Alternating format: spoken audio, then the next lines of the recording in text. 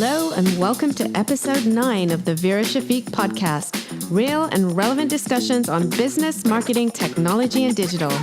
I'm your host, Vera Shafiq, and I talk to people in business and marketing who care about doing marketing the right way and want to be proud of the work they do.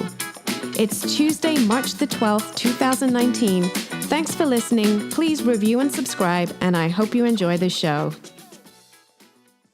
My guest today is Louis Grenier. He's content lead at Hotjar, based out of Dublin, Ireland. He's also the host of the Everyone Hates Marketers podcast, which he's been doing for about 2 years, and on which he's interviewed such prestigious marketing visionaries such as Seth Godin, Mark Ritson, and Rand Fishkin. The mission statement for his podcast is to put an end to shady, aggressive marketing, and he's not afraid to call it out. I'm super excited to have Louis as a guest today. Bonjour et bienvenue, Louis. Bonjour. As everyone's saying, every single podcast ever, thanks for having me. And yeah, it's thanks for doing what you're doing as well. Oh, my pleasure. And so the way I always start off my podcast, which is a typical way to start them off, is just, would you mind spending a minute or two just to tell us about who you are, what your backstory is, and how you got to where you are right now?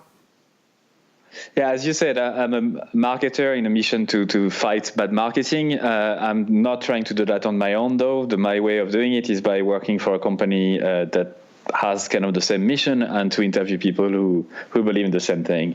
I wasn't born thinking I'll be a marketer. I always had this type of belief or thinking that I love understanding people. I always try to understand what people were thinking. I remember in school and when I was young, I always had that in my head, like trying to read people's mind in a sense.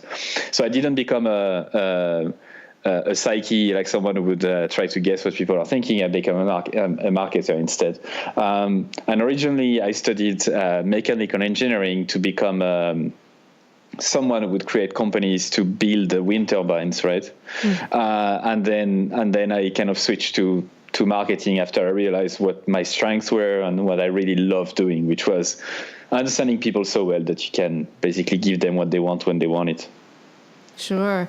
And so how did you get your foot into the marketing profession? Is Hotjar where you started out, or did you have a different path? I didn't start at Hotjar. Hotjar is not my first job in marketing. So the way it happened was after my school of engineering that I didn't finish, I did 1 year of business school in France, and then I moved on to do an internship abroad, like as it's required in business school. And I landed in Dublin to work for a car manufacturing company, and I worked there as a kind of a salesperson network. I was in charge of managing the network of dealerships they had, which is something I really didn't like. I never really cared about cars, nor did I care about the company I was working for that much. And the only thing I wanted to get into was marketing for the company. But they never really wanted me to do that because I never had a formal diploma or formal kind of degree in marketing. And I probably didn't do a good job at selling myself, to be honest. I was very immature and very, how do you say that? Someone who expects others to do something for them without anything in return. Untitled. I was very entitled as well. Sure. I felt very entitled. In Dublin, I realized I had to do something if I really want to do marketing. So I did this quick diploma in digital marketing. It took me 6 to 8 weeks to have a diploma to actually show in my CV, and that enabled me to work for a startup. I worked there for a mobile marketing startup for 2 years. Then I left with 20,000 euros in my savings to create my own company that failed 2 years after. I burned out basically after just working on the wrong things, and then I joined Hotjar, and I've been there for 2 years now. Oh, great. So you had a kind of a varied entrance into marketing. Kind of reminds me a little bit about my own path. Okay, so and at Hotjar right now, tell us a little bit about what Hotjar does and how it can help marketers. Sure. So it helps you to improve the user experience by giving answers that traditional web analytics tool can't give you, and it's a user behavior and feedback software, right? So it's really helping you to answer two key questions. What are people actually doing on your website, and what they think about it? Right. And so does it offer, I think it offers heat maps and things like that, where you can actually visually see what people are doing and what journey they're taking on your website, correct? Yeah, so that's the behavior side. As you said, we have session recordings, heat maps, and funnel analysis. And then on the feedback side, we have a few tools that enable you to get in-the-moment feedback on your website. So you can ask questions to answers that you want. You can have sentiment analysis. You can have a little widget on your site that enables you for visitors to leave, their thoughts and ratings. So it's the two sides. It's user behavior and feedback. Right. And I think that's key to really what your mission is for your podcast, which is doing marketing, doing marketing not in a sleazy way, not in a shady way, but doing it where the customer is at the forefront of everything you do. So it really makes sense that what you do at what Hotjar offers is really looking into the customer's mind and understanding what the customer wants, specifically on the website. So that's pretty awesome. And I know your role at Hotjar is content lead. So what do you do in that role? What are your key responsibilities?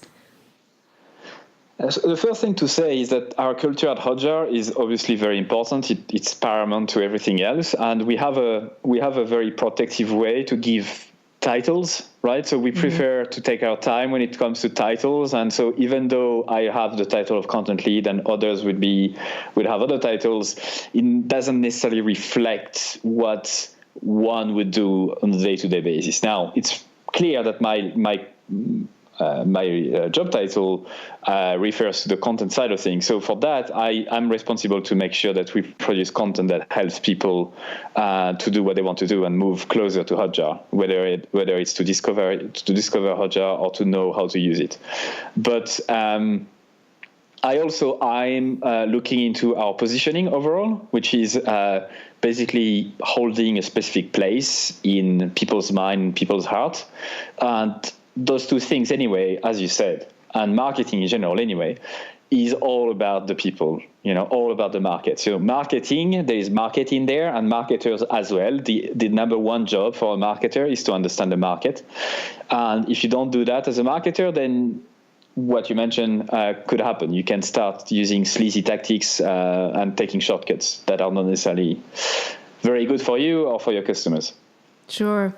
And so when you're looking at, since you work in this environment where people are able to see what their customers or prospects are doing on the website, do you have any ideas to the most common mistakes that people are doing in their website design, things that are causing friction or preventing users from finding what they're looking for on the website? So I would answer, there's a few things to look into, but the main thing to really remember from this is I do not know your business. I do not know your website. So if you're listening to this right now, you might have an e-commerce site on Shopify. You might have a lead generation website. You might have, an information website. You might have 100,000 visits a day. You might have only 50. The point that I'm making is that I do not know your situation, and your market is different than anyone else because you're unique, your company is unique. So instead of me telling you, you need to remove the number of fields, you need to reduce the number of fields on your form, and you need to simplify things or whatever, the best advice I can give you, which is the first principle of marketing, is to focus on truly understanding what people are actually doing on your website. You can use Hotjar, you can use other stuff. You don't need Hotjar. You can do just basic user testing by getting 5 people in a room, showing them your website, and let them discuss what they see and what they like, what they don't like, right? But, best practices are only good for people who are trying to catch up. The companies who are leading the trail, leading the pack, don't really care about best practices. What they care about the most is focusing on their people, on their market. So I know it might be a disappointing answer, but it's the truth. Sure. I don't want to be prescriptive and saying that. Now, granted, there are some first principles that apply to website design. Now, I'm not a specialist of it, but a lot of things usually work. Social proof is one of them. That's based on the first principle of the fact that people do trust their peers, right? Mm-hmm. So if you show customers case studies, testimonials, and proof that other people like you, like the product or service they see, then it's more likely that you'll get a good result. Again, loss aversion, not loss aversion, but the paradox of choice is another thing that is kind of proven scientifically. The fact that the more choice you show to people, the less likely they are to take a decision. So again, for your website, you might want to reduce the number of options you give to people so that they don't feel overwhelmed. Now, all of those things are kind of first principles, but you might be surprised by multiple factors. Your website is very different than any others, and you might have different factors at play at the same time that kind of cancel each other out and whatnot, which is why I go back to the first thing, which is make sure that you really focus on the experience that people actually go through your website, and you will find those things to change to improve the experience. Yeah, no, I think that's good advice. And it really does depend, as you said, on the business. So you cannot be prescriptive about it. And but what I often see, and this is, I think, like you said, one of the basics, is that a website, a homepage may have just way too much information on it. A lot of times when you get to a homepage, you're kind of overwhelmed with choices, don't really understand what the business does and how that business is going to help you. That's something that I see a lot still. And I think, as you mentioned, and as you mentioned, just cutting it down to the basics, especially on the homepage, I think will help customers and prospects go through the journey a lot more smoothly. Just give them what they need. Don't make it hard for them to make a decision or, do an action on your website or homepage. So and if I might add to that, and sorry to cut you, but it's important. Sure. Again, that's another thing that works, right? And I'm not going to remember the research that has been done on this, but basically what is simple is true for people. So the simpler something seems to be, the truer it is for someone. And exactly what you said.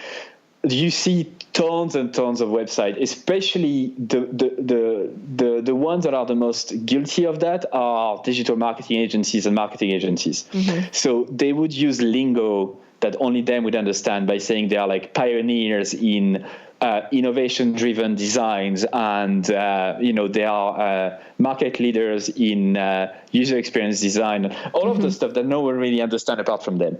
And simplifying your message to the point that you basically mirror what people are saying, which is the key, right, in copywriting and anyone else. If you use the words that your ideal customer use when they speak about you and your service, you literally cannot go wrong. But if you start to make up stuff because that's what you think you are, then you're going to fail. And the best copywriters in the world all say the same thing. They don't write copy, they steal it. They steal it from customers. They steal it from reviews online. They steal it from what people are actually saying.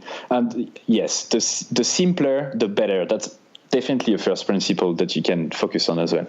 Yeah, no, I like that. And sometimes, we see marketers writing copy not for the customer, but for their competitors, or trying to impress people, hey, we won all of these awards, or we're, like you said, using all this jargon, and it kind of gets away from them as to who the actual consumer of their content is.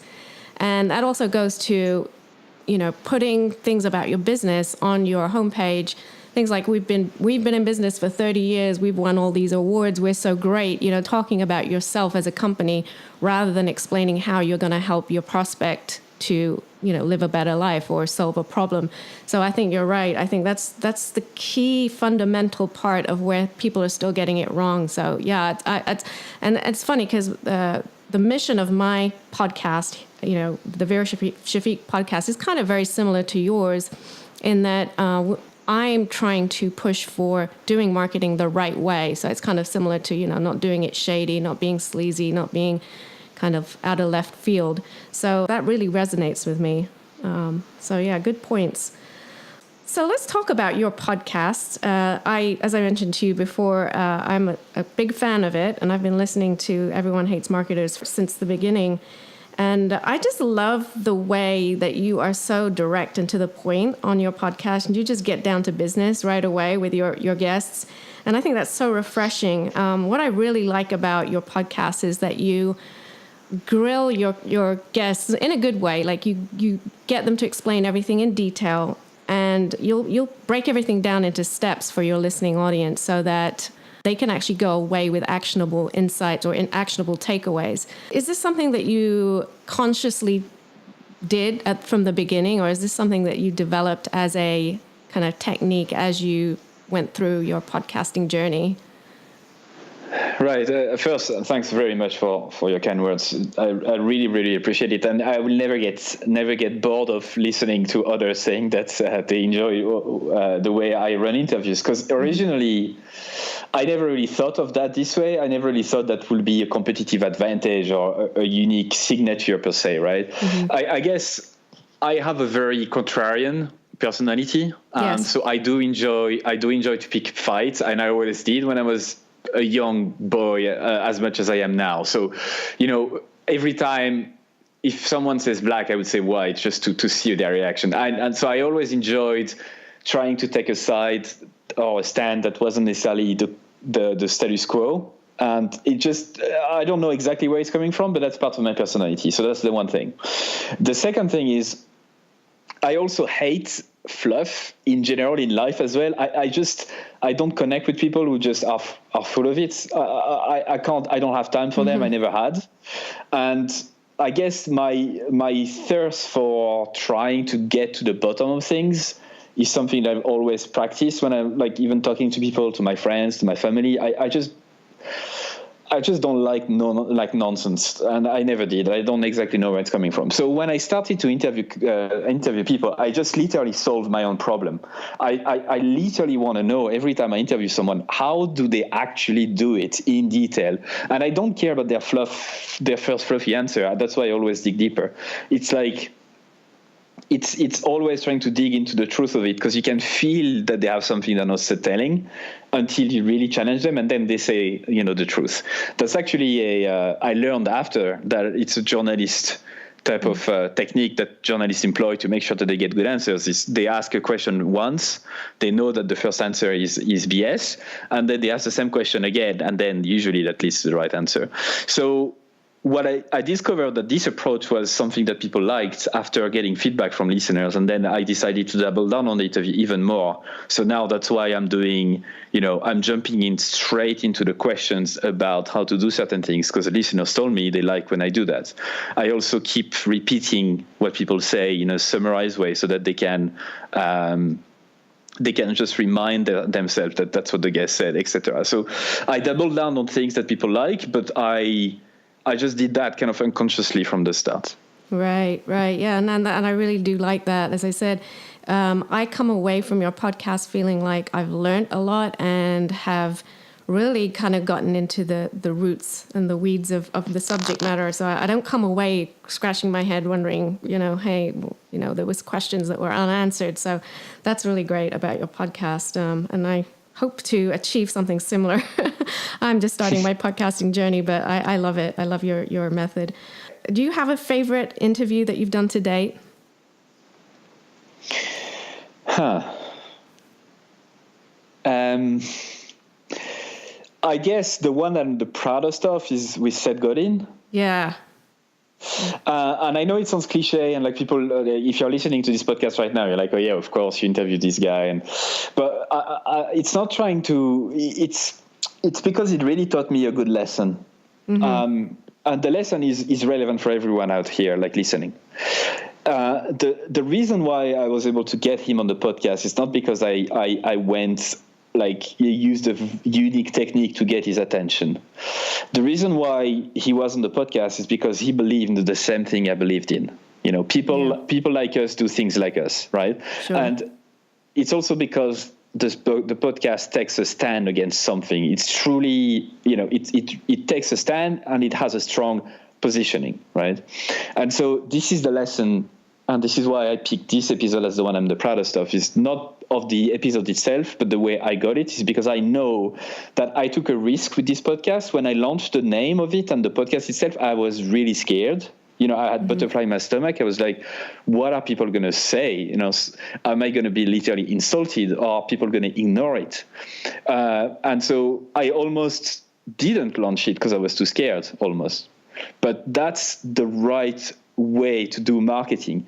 If you are not scared, or if you don't have butterfly in your stomach when you launch something, then it's not risky enough, and it's likely that no one will notice. And in this day and age, that's what happens. If you want to stand out, you must take a stand. If not, you're just going to be a generalist, and generalists don't get paid a lot, don't get noticed a lot, and it's incredibly difficult to stand out. So that's why I picked this episode, because I think that anyone can talk to anyone they want to, like any expert or book authors or people they admire, as long as they have something, they have a point of view, they are taking a stand against something or for something else. Yeah, no, that's great. And didn't Seth Godin say that your leading question was like one of the best questions he's ever had in a podcast? Yeah, he did. He said that, which was nice to hear, right? Because I did. But again, I guess we can talk about how awesome I am all day long if you want. But I guess for you listening to this podcast, the main thing to take away from that is you can do the same. The reason why I did that, and the reason why Seth said that to me, is because I listened to the feedback of my listeners. On the first 3 episodes, I actively looked at feedback and trying to get feedback from anyone listening.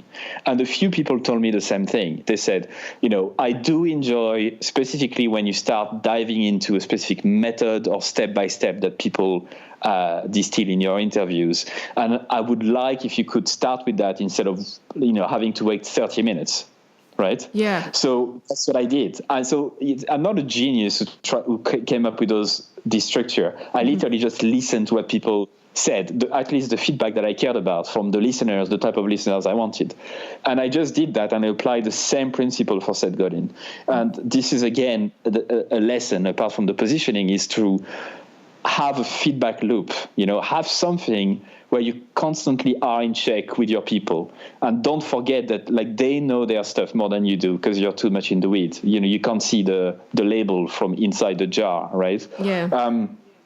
And so this is why he said that. It's not because I'm awesome and you're not. Anyone can do that just by listening to the feedback, doubling down on what works. That's where it's coming from. Yeah, sure. And yeah, definitely what you asked him, and I remember that podcast clearly, was if you had a limited budget as a marketer, I think it was like $1,000, what would your strategy be for selling a certain product or something like that? And the conversation led really kind of directly into what Seth Godin's mission is in his This Is Marketing book, which is, niche down on your audience segments, and everyone is not your customer kind of thing, and just get very focused, laser focused on your niche audience. Is that correct? Yeah, I asked him, so if you had $1,000, 6 months, and you had to generate like $10,000, but you cannot use your name, so you can use your expertise, but you can't use your name to promote it, how would you go about it? Right. And so we started with this question, and he basically came up with, and I'm going to, if you give me 1 second, actually go through it, because I have it here in front of me. So what he said was, it basically distilled down into 5 steps, right? Mm-hmm. Number 1, you need to market with people, not at them, right? He said, and I'm quoting him, we marketers are selfish, lying, short-term thinking scum. We believe that our job is to manipulate people as we market to them, right? Mm-hmm. So the time of scammy in-your-face marketing is over. So that's the first thing, that's changing your mindset. Second point, you need to focus on the tiniest audience possible. That's exactly what you said. Yep. Third point, you need to create a remarkable product. And I know people, like if you're listening to this, you might think, oh yeah, duh. But it's part of the loop, right? You cannot, that's a strong belief of mine. And that's not only mine, it's most marketers. You cannot do go marketing with a shitty product. Yeah. Right? Mm-hmm. You need, as part of the loop, you need a good product. If you don't have a good product as a marketer, that's when you start using sleazy tactics, because you have to lie. So that's the third one. Fourth is to create an abundance of confidence. So to literally give so much away that people trust you and are basically, willing to share their problems with you, invite you on podcasts and whatever. And that requires you to give people an abundance of confidence that will create an abundance of value, and all you're asking in return is to be trusted. And number 5 is to make a spinner and spin the wheel. You can take months and years thinking about something. Oh, I wish I could do that. But very much like you did, start something. You start a podcast and just go for it, and then listen to feedback and improve as you go. But what matters really, and that's also something I've learned, is to focus on the process, not the outcome. And so for your podcast, for example, you're starting out, do not focus on, I want 100,000 listeners. No, focus on, I want to publish one episode a week for a year, and just focus on the process. Because if you trust your process and listen to feedback and implement it, things will get better. You will get discovered, more and more people will listen, and that's the flywheel right there. So yeah, that's what he said in a nutshell. Brilliant. That's brilliant. And I really appreciate that advice in terms of, getting started with something and just not worrying about numbers and metrics. And I think that's really good advice for the listening audience too. If there's anyone out there who's thinking of doing a podcast, either personal or, for their company, or even just content marketing or some kind of marketing initiative, it is a marathon and it's not a sprint. And I think that's something we just got to keep in our minds at all times. Don't try and rush the process. Understand that it's going to take 1 year to 2 years before, the trust, which you mentioned, is built up with the audience. And you do have to be very giving. It's all about giving and not expecting back in return. So I think that's great advice. It's awesome. And the third point I can say on this, like apart from having a strong positioning, listening to feedback, is to truly love. You need to have a mission that you truly believe in, or else it's going to get tough. Mm-hmm. When, one day, 1 week, you don't feel like it and you're like, I don't really want to do this episode. This is what's going to keep you going, right? So making sure that you pick something that truly energizes you, that doesn't drain your energy, but really makes you energetic at the end of it, is key. So for me, I can speak to you for hours about this. I absolutely have no problem, right, doing it. Mm-hmm. And at the end of our conversation, I'm going to feel more energized than I was at the start. But if you ask me to answer your questions over email on a writing medium, I'm going to be drained. I'm not even going to finish it, right? Sure. And that's who I am.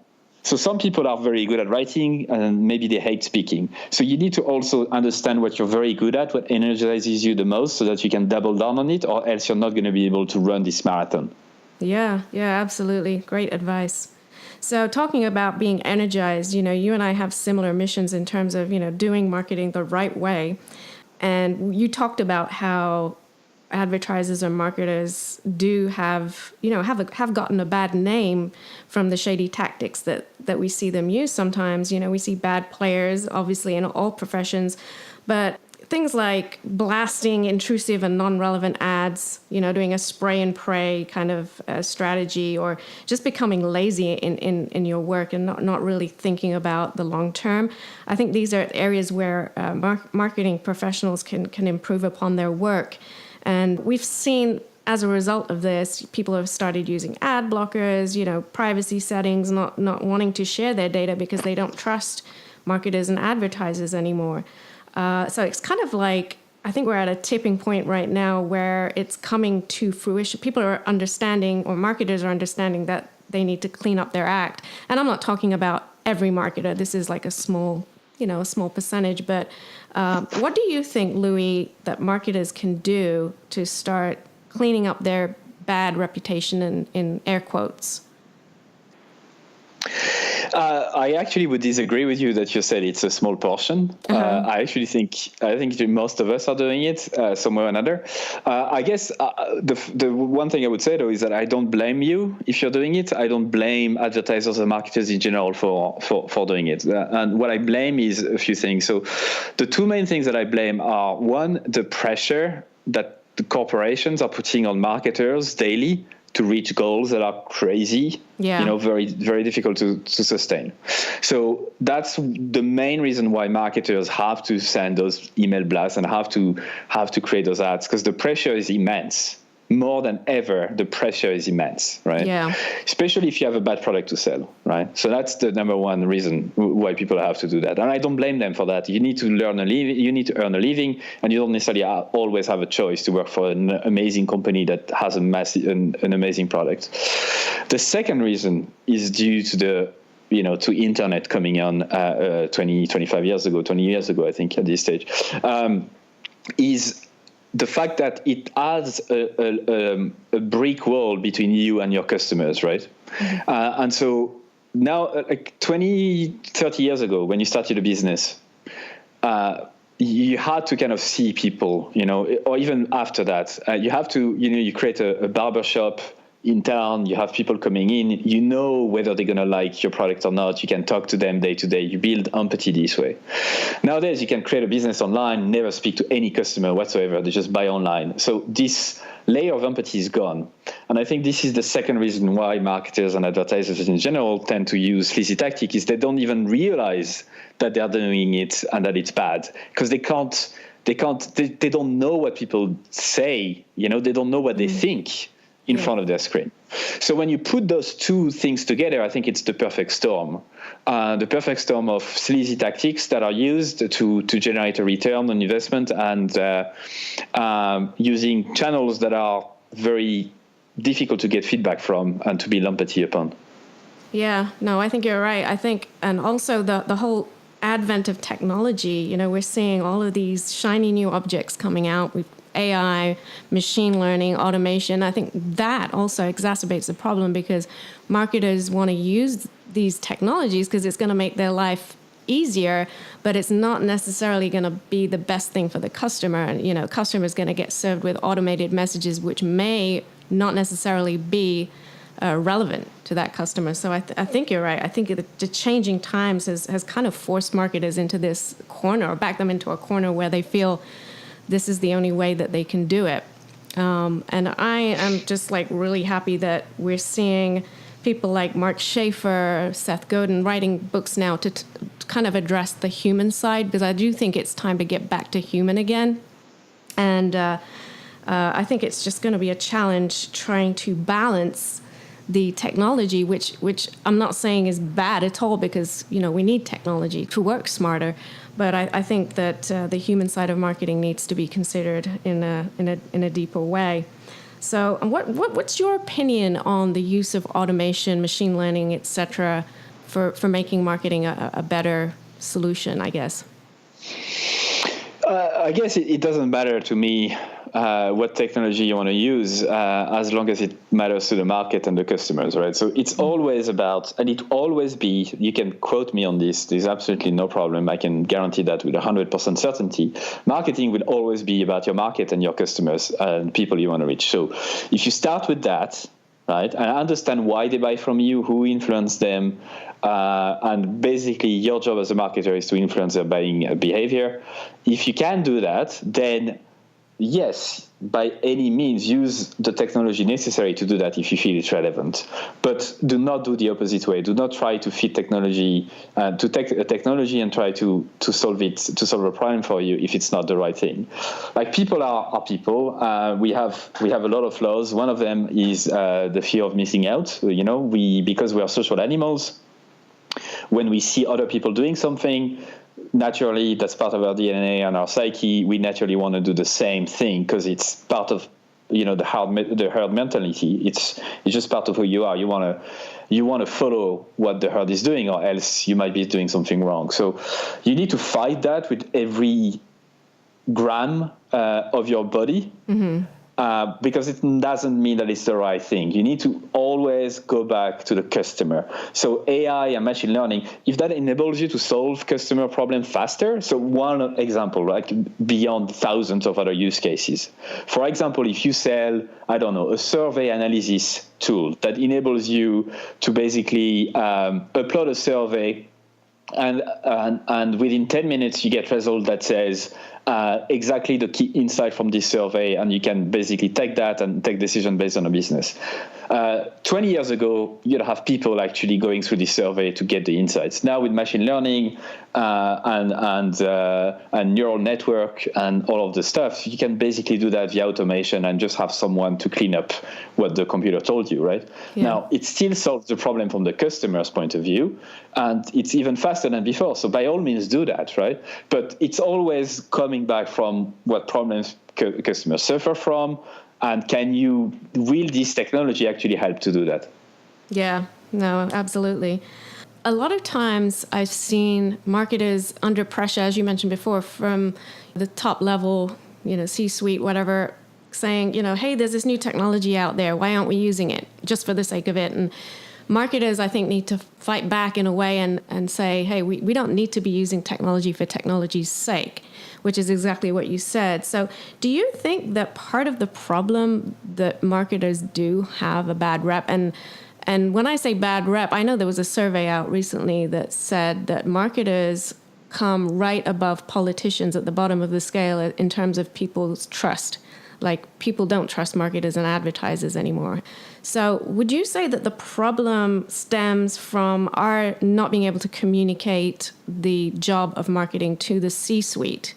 Because I think a lot of the times, if the C-suite or the top-level executive team isn't made aware of the correct strategy and the correct way of doing things, it trickles down to the whole execution of marketing in general and can make it go bad. What do you think of that? Yeah, I completely agree. Me first made this mistake multiple times, and I'm still not very good at it. You need to understand their perspective. And again, I think as a marketer, you have two markets, really. You have the customer you want to sell to, but you also have your internal customers you want to sell to. And you should probably treat them the same way, which is you need to spend time talking to them. So, if you join a new company, the first thing I would do is I would talk to the C-suite. I would ask, what are your biggest problems? Like, what are the things that keep you up at night? How do you see marketing? Like, what the marketing function here? What are you expecting out of us, etc. So I would try to align really myself with those. But then the second thing I would do is making sure that you have the right understanding and a shared understanding of the objectives that you have as a marketing team or as a marketer. And that's, I think, probably the biggest mistake that marketers do, is they try to talk about campaigns and big ideas, and they forget to talk about, actually, my CEO, what they want is like 10% more revenue this year. Mm-hmm. Now, talk the same language then. If they want 10% more revenue, as a marketing team, how can you contribute to this goal? And if the disconnect is then if you change that, if you are able to really not have a disconnect anymore between those two functions, then the C-suite will absolutely trust marketing to do the right thing. But usually that's what it comes from. That's usually the mistake I see happening all the time is this, and that's a mistake I made multiple times. Not sitting down with the C-suite to truly understand what are the expectations of marketing for this company.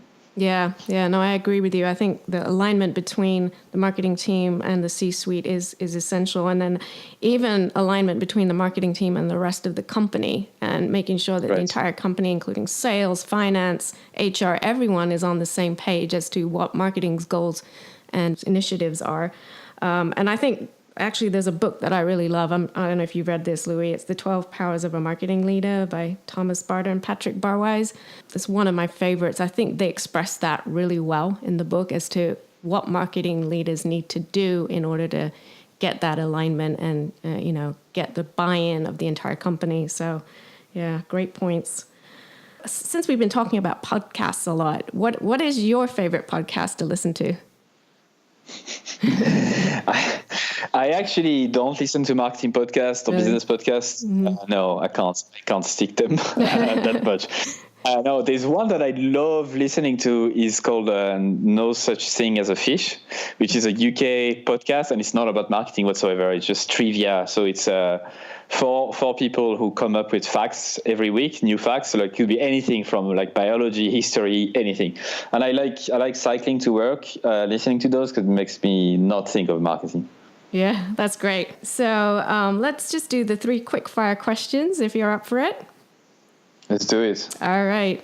What is a guilty pleasure that you enjoy? Eating food, any type of food. That's from a Frenchman. I think that's an expected response, right? Yes. Yeah. I don't have a sweet tooth because I don't really like sugary stuff, but I have a salty tooth. Do you see that? Yeah. Anything with any of those. Awesome. All right. Something about you that people do not know or may not know.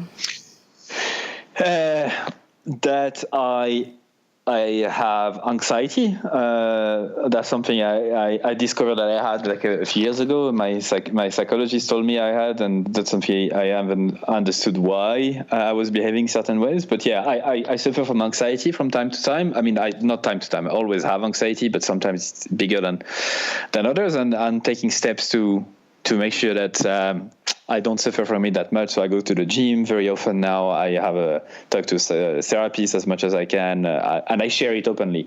And that's something I'd like people to do more, is talk about their mental health a bit more. There's no shame into having like anxiety, depression, and any other mental health issues that you might have. If you feel not okay, talk to someone. I love that. And I am 1,000% with you on that. Same thing here. I do also suffer from anxiety, and I just think we're hearing so much more about it now, with people talking about being burnt out at work or just feeling depressed, because I think social media has caused this to kind of exacerbate itself. But that's just a whole nother podcast. But yeah, definitely with you on that. And final question, if you were not currently doing what you're doing, what would you be doing as a profession? Well, as I said at the start, I'd probably be selling wind turbines or doing something like that. But honestly, I don't think I can't see myself doing anything else. Sure. I really don't. Yeah, that's a good answer. Awesome. Well, I think we are coming to the end of this podcast, but I want to thank you once again, Louis, for being with me here. And it's been a blast for me, and let's keep in touch. Yeah, thank you. And I want to repeat something I said at the start. Thanks for doing what you're doing. It's not easy to start something new like you're doing and interview people. It's not an easy task. So thanks for doing it, and keep doing it. Thank you. Where can people reach you and contact you, connect with you if they want to learn more about what you're doing? Sure. You can check Hotjar.com. That's the company I work for. That's Hotjar. If you want to contact me about Hotjar stuff, it's Louis at Hotjar.com, Louis at Hotjar.com. If you want to check out my podcast, it's Everyone Hates Marketers. You can just Google that. And the email is on the website. Perfect. Thank you so much, Louis. Take care. You're very welcome. Well, that's it for today, folks. Thank you so much for listening, and I hope you enjoyed the show. If you did like what you heard, please subscribe to catch more episodes, and I'd really appreciate it if you left me a review and shared with your friends and colleagues. Visit my website at verashafiq.com, connect with me on LinkedIn, or send me an email. I'd love to hear from you. Until next time.